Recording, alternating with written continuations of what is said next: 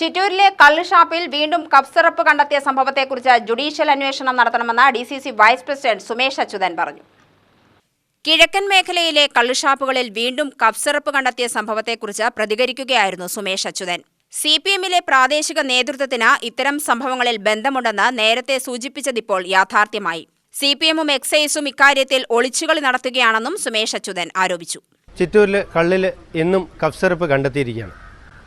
സിപിഎമ്മിൻ്റെ branch സെക്രട്ടറിയും പഞ്ചായത്ത് മെമ്പറിൻ്റെ ഭർത്താവുമായ ബംഗാരു എന്ന് വിളിക്കുന്ന രംഗനാഥൻ്റെ ഷാപ്പിലാണ് ഇന്ന് ഒരു ഗ്രൂപ്പിൽ കണ്ടെത്തിയിരിക്കുന്നത്. മറ്റ് 2 ഗ്രൂപ്പുകളിലും കൂടെ കണ്ടെത്തിയിട്ടുണ്ട്.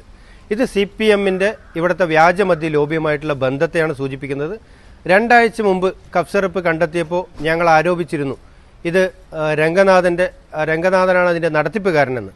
പക്ഷേ ആ അന്വേഷണം എങ്ങോട്ടും പോയില്ല, മുന്നോട്ട് പോയില്ല.